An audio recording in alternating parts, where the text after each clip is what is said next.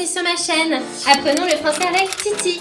Aujourd'hui, nous allons apprendre les pronoms personnels et j'ai hâte de vous faire découvrir cette nouvelle leçon. Mais tout d'abord, mes amis, j'ai une information de la plus haute importance à vous faire partager. Sur mon site internet titiparadiselover.com, vous trouverez des quiz exclusifs, donc des multiple choice answers de nouveau, ainsi que des open answers.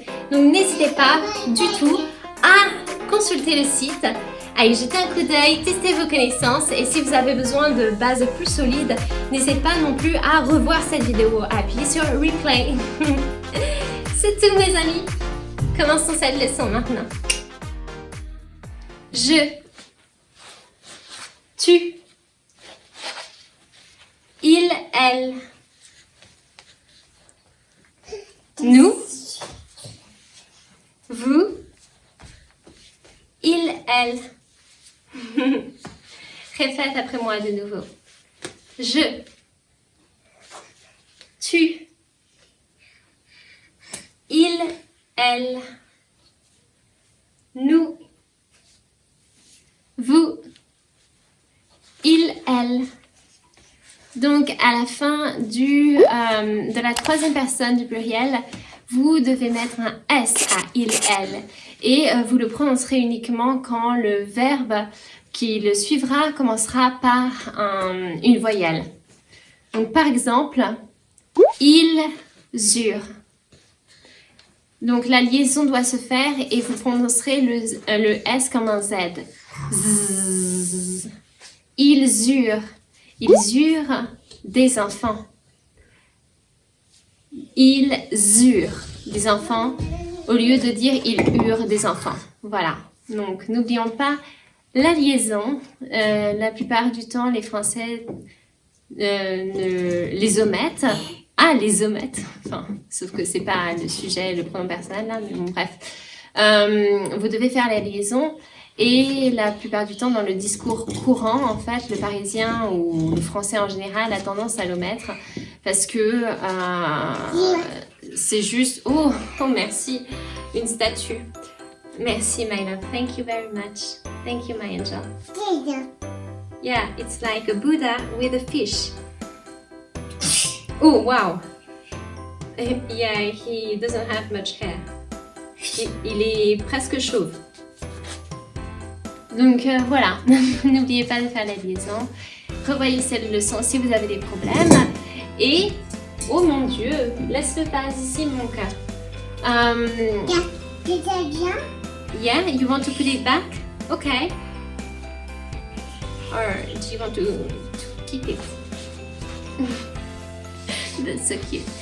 Trop mignonne. Voilà, c'est la fin de la leçon.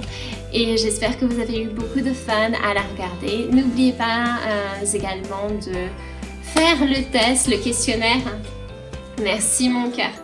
De faire le questionnaire sur mon site internet titiparadiselover.com et à tester vos connaissances. Oh yeah! Oh là là, je passe beaucoup de temps à faire cela et j'espère que vous apprécierez les questionnaires et les articles. Donc en fait ce sont les leçons écrites, hein, donc ça dépend juste des personnes. Il y a certaines personnes qui apprennent davantage. Just leave it here, okay? Il y a des personnes qui apprennent davantage par l'écrit et d'autres personnes qui apprennent davantage par l'oral. Donc n'oubliez pas de tester vraiment tous vos sens et de lire la leçon, de l'écouter sur YouTube et de la pratiquer parce que si vous apprenez une langue et que vous ne la pratiquez pas, vous pouvez croire par exemple que après avoir répété après moi, vous pouvez croire que vous connaissez les mots, mais ce n'est pas le cas. Donc vraiment pratiquez, vous aurez des petites questions, open answers, multiple choice. Donc multiple choice c'est vraiment pour les questions à un choix multiple. Voilà, j'ai retrouvé le nom en français. Les questions à un choix multiple, ça vous aide à vous immerger en fait dans la pratique, mais c'est doucement. Et puis après, quand vous avez les open answers, là, vous devrez vraiment l'écrire. Donc, vous avez de la chance, les pronoms personnels n'ont pas d'accent. Yay! Voilà! C'est tout. Donc, voilà.